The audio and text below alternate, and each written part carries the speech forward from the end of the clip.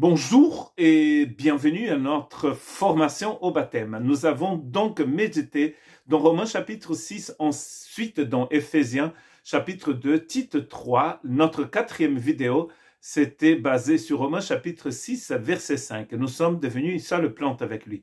Aujourd'hui, je voudrais méditer sur l'engagement, le baptême étant un signe d'engagement. Et pour cela, je voudrais lire avec vous dans 1 Pierre chapitre 3 et verset 21. Dans ce chapitre 3, Pierre va parler de l'arche de Noé.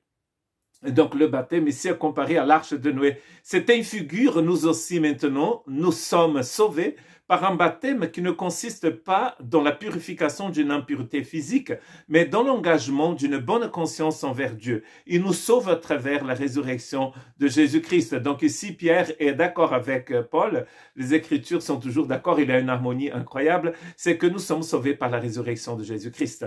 Si nous sommes sauvés par sa résurrection, nous sommes sauvés aussi par sa mort, son ensevelissement.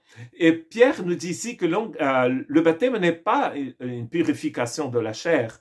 C'est pas un rituel qui va purifier votre chair, mais c'est un signe d'engagement. Dieu a sauvé donc son peuple du déluge. Il a sauvé ceux qui ont été d'accord de rentrer dans l'arche qu'il avait préparée pour cela.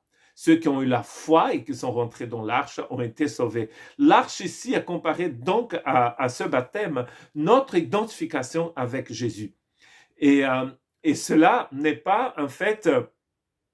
Ce n'est pas en fait parce que vous allez vous faire baptiser que vous allez être purifié, mais c'est ce qu'il représente en fait. Vous êtes en train de vous engager avec le Seigneur. Et là, Pierre nous explique que c'est par la résurrection de Jésus-Christ. Et il dit donc que l'arche de Noé, c'était une figure.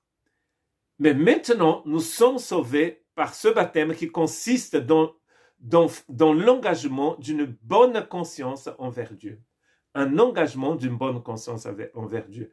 Nous avons vu dans Romains chapitre 6 que nous étions devenus donc esclaves de la justice de Dieu. La justice de Dieu, c'est cette façon divine d'être, de vivre, de respirer, de marcher.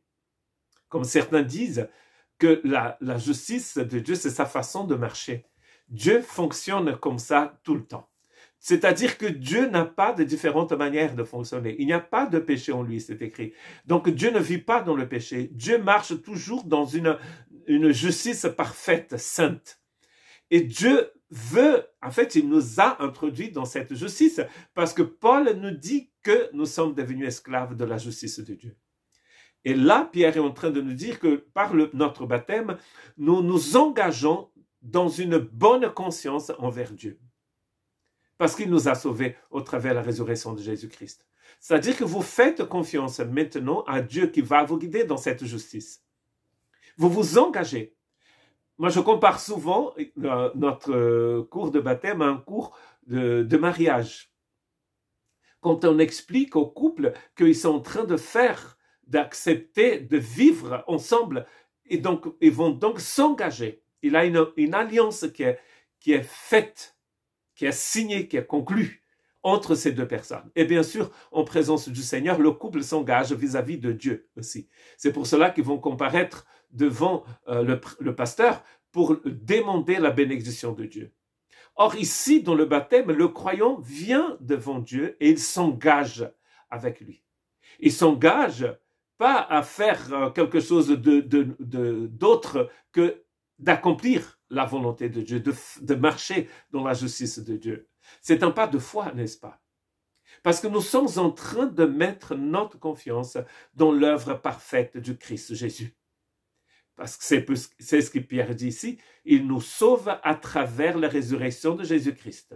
C'est la résurrection de Jésus-Christ, c'est le sacrifice de Jésus, c'est son œuvre qui nous sauve. Mais nous, par notre baptême, nous y engageons. Nous prenons en fait position dans le temps et dans l'espace de suivre Jésus, de vivre avec lui et de laisser son esprit nous transformer jour après jour. Que Dieu vous bénisse.